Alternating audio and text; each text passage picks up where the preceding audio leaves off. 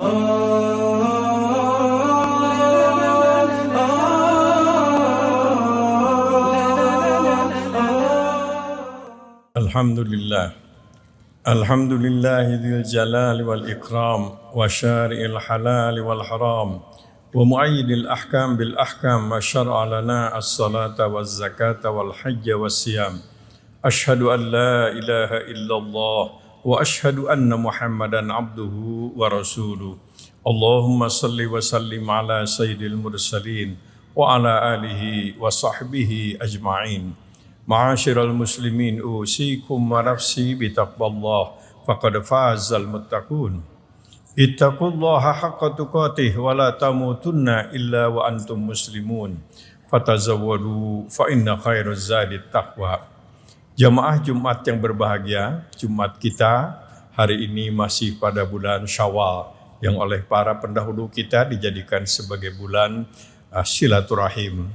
Walaupun kita yakin bahwa perintah silaturahim bukan hanya pada bulan Syawal pasca Ramadan, tapi setiap saat kita harus melakukan silaturahim. Rasulullah Sallallahu Alaihi Wasallam berulang kali menyampaikan pesan. Terkesan seolah-olah di hampir setiap tausiah beliau ada muatan pesan beliau, yaitu semangat bersilaturahim. Di antaranya Rasulullah Sallallahu Alaihi Wasallam bersabda mengenai silaturahim, "Man kana yu'minu billah wal yaumil akhir falyasil rahimah." Barang siapa yang betul-betul beriman kepada Allah dan hari akhir, hendaklah memperbanyak silaturahim. Konsekuensi orang beriman itu adalah hidup tanpa lawan, hidup tanpa musuh, selalu akrab dan baik dengan orang lain, bersilaturahim. Rasulullah Sallallahu Alaihi Wasallam ditanya, "Man khairun nas?" Ya Rasulullah, siapakah manusia terbaik? Rasulullah Sallallahu Alaihi Wasallam menjawab, manusia terbaik itu adalah atqahum lirabbi, tentu yang paling takwa kepada Allah. Selanjutnya wa ausaluhum lirrahim, yaitu orang yang sangat gemar dan sungguh-sungguh bersilaturahim, rajin bersilaturahim. Wa amuruhum bil ma'ruf wa anhahum 'anil munkar, dan mereka yang memiliki kepedulian, tidak mau soleh sendirian tapi ingin mengajak orang lain kepada kebaikan, amar ma'ruf nahi munkar. Rasulullah Sallallahu Alaihi Wasallam ditanya oleh sahabat lain, "Ayyul a'mal ahabbu ilallah?" Ya Rasul, amal apa yang paling dicintai oleh Allah? Kalau kami melaksanakannya, kami disayangi dan dicintai oleh Allah. Rasulullah Sallallahu Alaihi Wasallam menjawab, amal yang paling dicintai oleh Allah tentu pertama adalah iman kepada Allah, dan kemudian yang kedua silaturahim, menghubungkan tali keakraban, tali persahabatan, dan tali persaudaraan. Dan yang ketiga adalah amar ma'ruf nahi munkar, yaitu amal yang paling dicintai oleh Allah adalah mereka yang memiliki kepedulian untuk mengajak orang lain kepada kebaikan, melarang mencegah orang lain dari perbuatan yang tidak baik, perbuatan munkar. Kalau amal yang paling dimurkai oleh Allah, ya Rasul, apa? Nabi menjawab, pertama al-isyraku billah, musyrik kepada Allah. Kemudian qati'atur rahim, yaitu orang yang memutuskan tali persaudaraan, tali persahabatan. Masih famili dianggap bukan famili, sudah kenal pura-pura enggak kenal, memutuskan tali silaturahim. Dan yang ketiga adalah amar munkar nahi ma'ruf, yaitu mereka yang selalu menyuruh, memfasilitasi kemunkaran dan menghalang-halangi kebaikan, ma'ruf atau kebaikan. Sesungguhnya sedekah silaturahim itu adalah memberikan umur panjang dan kemudian akan wafat dengan husnul khatimah, dan dapat mencegah kebencian dari orang lain serta akan melahirkan kesehatan. Begitu dalam pesan Rasulullah Sallallahu Alaihi Wasallam tentang silaturahim. Beliau juga bersabda, asra'ul khair thawaban, perbuatan baik yang paling cepat pahalanya dirasakan, bisa kontan di dunia, adalah albirru, yaitu selalu berbuat baik kepada orang lain, wasilaturrahim, dan kemudian menghubungkan tali silaturahim, tali keakraban, tali persahabatan, tali persaudaraan dengan orang lain. Wa asra'u syarri uqubatan, dan perbuatan jahat, perbuatan dosa yang paling cepat balasannya di dunia sekarang, pertama adalah az-zulmu, kezaliman. Yang kedua, qati'atur rahim, yaitu memutuskan tali persaudaraan, tali persahabatan. Dan yang ketiga adalah amar munkar nahi ma'ruf. Beliau bersabda, laisal wasil bil mukafi. Kalian harus ingat, silaturahim yang sungguh-sungguh tidak cukup kamu bersilaturahim dengan orang yang bersilaturahim dengan kamu. Kamu ulurkan tangan kepada orang lain yang memang mengulurkan tangan kepadamu. Tapi silaturahim yang sungguh-sungguh itu adalah kalau kamu juga siap berbuat baik kepada orang yang tidak berbuat baik kepada kamu. Kamu siap berusaha membangun persaudaraan dengan orang yang tidak mau bersaudara denganmu, dan kamu berbuat baik dengan orang yang memusuhi kamu. Inilah silaturahim, semangat yang diajarkan oleh Rasulullah SAW, dipraktekkan oleh beliau dalam membangun masyarakat. Pesan beliau juga kepada kita umat Islam, la takunu imma'ah, takuluna in ahsanan nas ahsanna wa in dzalamu dzalamna. Jangan kalian menjadi pendendam. Kalian berkata, kalau orang lain berbuat baik, ya saya berbuat baik. Tapi kalau orang lain berbuat jahat, adil-adil saja. Saya pun akan melakukan hal yang sama. Kata Nabi, jangan. Umatku tidak boleh menjadi pendendam. Salasun man kunna fihi hasabahullahu hisaban yasira wa adkhalahul jannata birahmatih. Ada 3 perbuatan yang apabila orang melakukannya, kalian melakukannya, maka akan mendapatkan proses hisab yang ringan dan akan mendapatkan surga dengan rahmat Allah. Para sahabat bertanya, qalu wa ma hiya ya Rasulullah? Apa itu ya Rasul? Perbuatan yang dapat menyebabkan kami mendapatkan janji masuk surga itu. Rasulullah bersabda, tu'ti man haramak. Kamu harus siap memberi orang lain yang tidak pernah mau memberi kepadamu. Yang kedua, watasil man qata'a. Kamu harus siap mengajak rukun dengan orang lain yang tidak mau rukun dengan kamu. Kamu menghubungkan tali persaudaraan dengan orang yang memusuhi kamu. Dan yang ketiga, wata'fu amman zalamak. Dan kamu harus siap memaafkan orang lain, walaupun orang lain itu berbuat zolim kepadamu. Pesan-pesan beliau ini tidak hanya merupakan hiasan retorika pidato beliau, tapi diamalkan oleh beliau. Umpamanya saja ketika beliau membawa sahabat-sahabat yang miskin, yang sering disiksa, dihina di Makkah, dibawa oleh beliau ke Taif dengan harapan di Taif mendapatkan perlakuan sebagai manusia oleh pimpinan Taif. Tapi apa yang terjadi? Beliau disambut oleh lemparan batu dan benda-benda keras sampai beliau berlumuran darah, terjatuh setengah pingsan. Pada saat seperti itu beliau masih meluncurkan sebuah doa yang harus menjadi teladan bagi umatnya, yaitu beliau berdoa, Tuhan, jangan kau turunkan azab dan siksa kepada orang yang melempari aku. Mereka bukan penjahat, mereka orang yang belum tahu bahwa aku Rasulmu. Berilah mereka hidayah dan petunjukmu supaya mereka menjadi sahabatku. 10 Hijriah, hampir seluruh orang Taif menyatakan diri masuk Islam karena dikatakan sebagai doa orang-orang yang dizalimi. Ini sebuah teladan yang sangat baik untuk kita ikuti, menyadarkan orang-orang yang zalim dengan kekuatan doa ketika kita dizalimi. Allah sendiri menyatakan dalam hadis qudsi, hati-hati, tidak ada jarak antara aku dengan orang-orang yang dizalimi. Jeritannya dan doanya langsung aku kabulkan, doa orang yang dizalimi itu.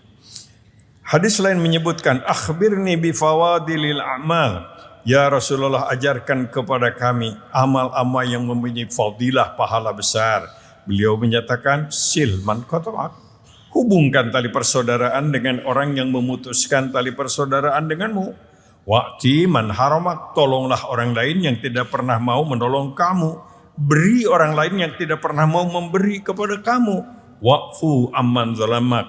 Maafkan orang lain yang berbuat zalim dan aniaya terhadap dirimu. Kepada para sahabat di awal pembangunan masyarakat Madinah, setelah beliau membangun masjid, memakmurkan masjid, beliau membangun pasar, membangun semangat ukhuwah, ada sebuah pesan Rasulullah sallallahu alaihi wasallam yang berulang kali beliau sampaikan kepada masyarakat, dan ini harus menjadi bagian daripada amalan kita dalam bulan setelah pasca Ramadan ini, yaitu ufsus salam wasilul arham watimut ta'am wasallu bil lail wan nas niyam. Aku pesankan 4 hal jaminan kalian akan mendapatkan keselamatan. 1, tebarkan salam kesantunan kepada orang lain. Tebarkan salam kesantunan kepada orang lain. Wasilul arham, hubungkan tali keakraban dengan siapapun, termasuk dengan orang yang membenci dan memusuhi kamu. Wasallu bil lail wan nas niyam, dan peliharalah salat malam ketika orang lain sedang nyenyak tidur. Rasulullah sallallahu alaihi wasallam menyampaikan pesan seperti ini berulang-ulang. Terkesan bahwa potret seorang muslim itu adalah tidak dendam. Potret seorang muslim itu adalah sayang kepada orang lain.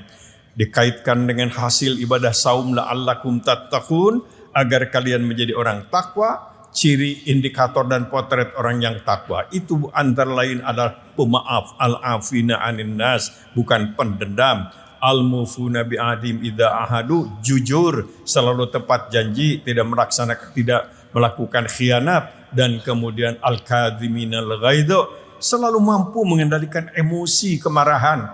Ketika ada potensi marah, dia tidak marah, dan kemudian sabar ketika menghadapi perbedaan, sabar ketika menghadapi kesulitan dan kepahitan, dan kalau terlanjur berbuat dosa dan salah, ia segera sadar, ia sportif mengaku, saya salah, saya hilaf, saya minta maaf kepada Anda, mohon ampun kepada Allah.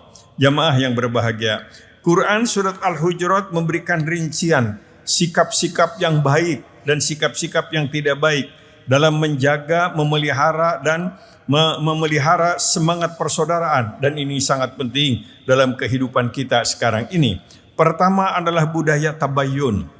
Kalau kita mendengar berita jelek tentang teman kita, jangan cepat percaya, apalagi menyebarkannya. Sekarang ini kita sedang dihadapkan dengan revolusi informasi. Informasi tidak hanya yang baik, tapi yang jelek juga masuk di HP kita. Hati-hati, jangan sampai dengan HP kita bertambah banyak dosa. Dengan HP malah justru kita dibenci oleh Allah. Dengan HP justru kita banyak lawan dan banyak musuh. Tabayyun, kalau mendengar berita yang tidak baik, jangan dulu percaya, apalagi menyebarluaskannya. Lebih baik tanpa komentar. Kalau itu memang ada, fatabayyanu, jangan sampai kamu membenci orang lain, jengkel kepada orang lain karena salah informasi. Yang kedua, Quran surat Al-Hujurat mengajarkan tentang islah. Kalau terjadi potensi konflik, jangan dibiarkan. Segera islah, luruskan, damaikan, rukunkan, dan akrabkan. Allah mencintai orang-orang yang selalu melakukan islah.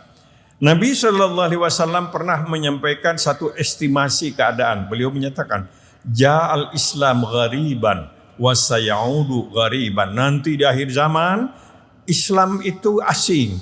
Orang yang melaksanakan Islam itu dianggap orang asing, orang aneh. Tapi sabda Nabi, fatuba lil ghuraba. Bahagialah orang-orang yang dianggap asing itu. Ya Rasulullah, siapa itu orang asing yang bahagia itu? Alladzina yuslihuna ma afsadun nas, yaitu mereka yang rajin, yang tekun membereskan potensi-potensi konflik yang ada di masyarakat, mengislahkan yang tidak baik, mendamaikan yang tidak damai, mengakurkan yang tidak akur. Itu katanya nanti menjadi orang asing, orang enggak beken, orang enggak populer. Kemudian selanjutnya, hindarkan diri dari taskhiriyah, memperolok-olokkan orang lain, yang sekarang ini kita rasa itu menjadi bagian daripada kepuasan nafsu untuk menjelek-jelekan orang lain dengan taskhiriyah, dan itu tidak dilakukan oleh orang-orang yang bodoh saja.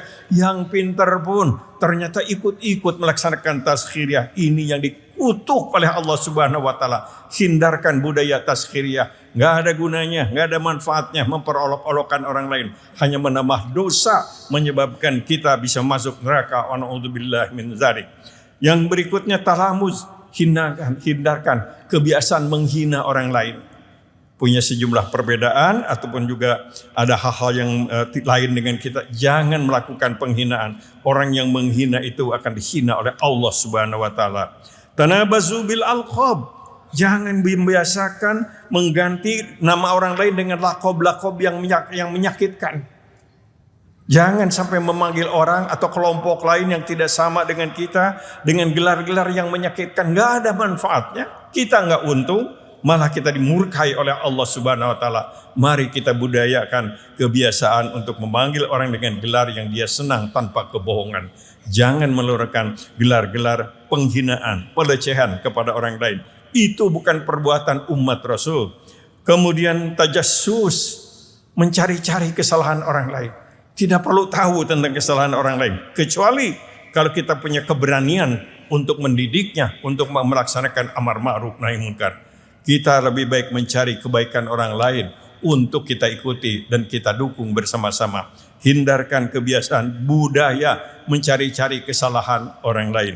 Kemudian suudzon, buruk sangka, negative thinking, menilai orang lain selalu dengan kacamata negatif, tidak pernah dengan kacamata positif.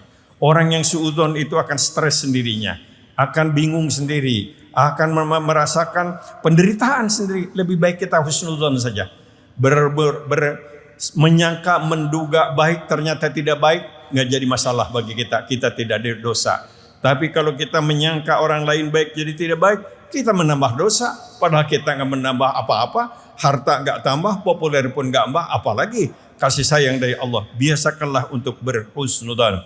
Dan satu lagi yang disebut dalam surat Al-Hujurat, yang dipesankan oleh Al-Quran, dan ternyata ini menjadi bagian dari kebiasaan kita, apa? Ghibah, menggunjing, membuka aib orang lain.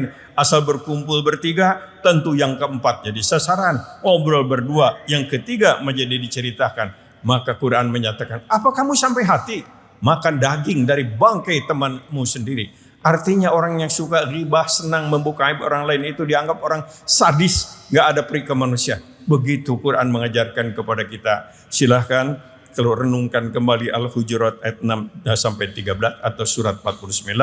Mudah-mudahan kita betul-betul melaksanakan silaturahim, meraih hasil dari ibadah saum yaitu takwa kepada Allah Subhanahu wa ta'ala. Aqulu qawli hadza fastaghfirullahal-adzim innahu huwal ghafurur rahim.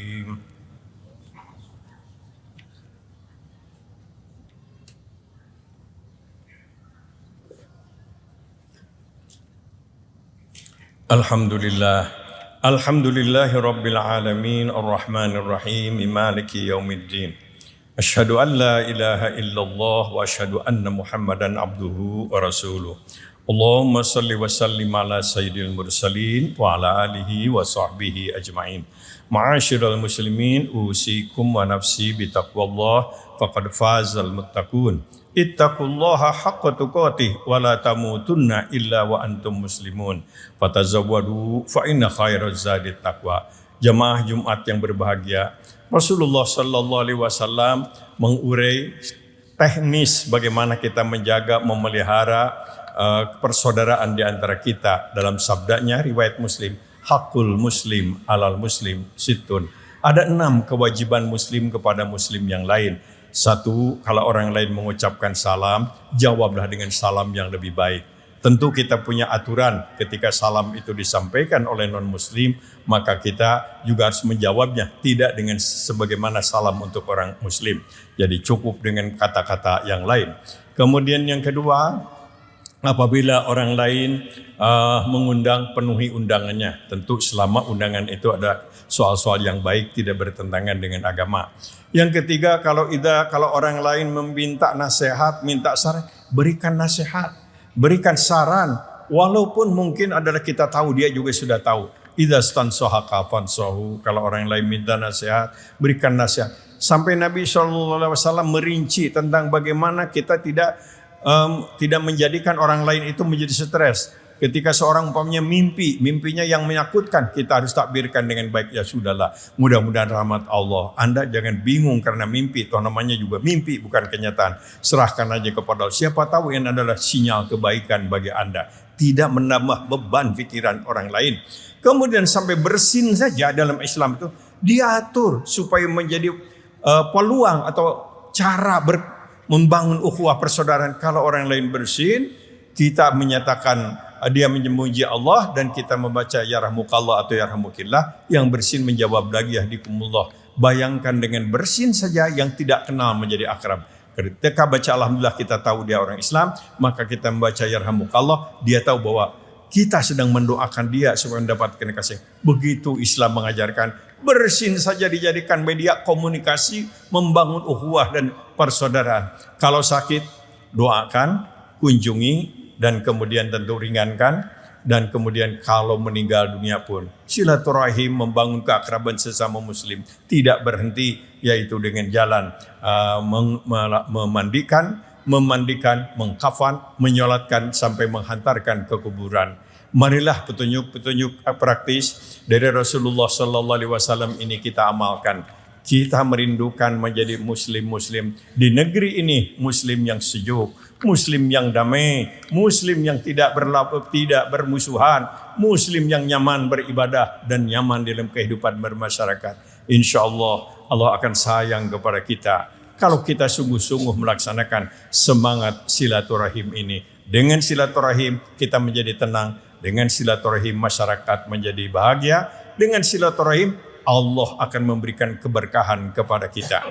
Allahumma ighfir lil muslimina wal muslimat wal mu'minina wal mu'minat al ahya'i minhum wal amwat.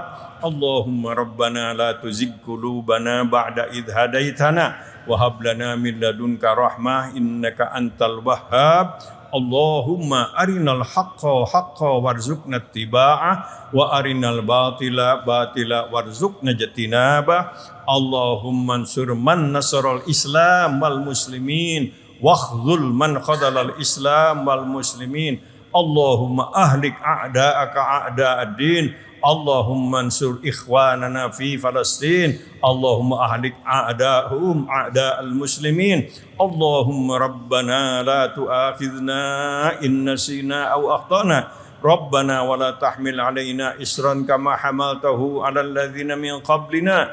Rabbana wa la tuhammilna ma la taqata lana bih. Wa'fu anna waghfir lana warhamna anta maulana fansurna 'alal qaumil kafirin. Rabbana hab lana min azwajina wa dhurriyyatina qurrata a'yun waj'alna lil muttaqina imama. Rabbana atina fid dunya hasanah wa fil akhirati hasanah wa qina adzabannar. Subhana rabbika rabbil izzati amma yasifun wa salamun alal mursalin walhamdulillahi rabbil alamin. Amin ya Allah ya rabbal alamin.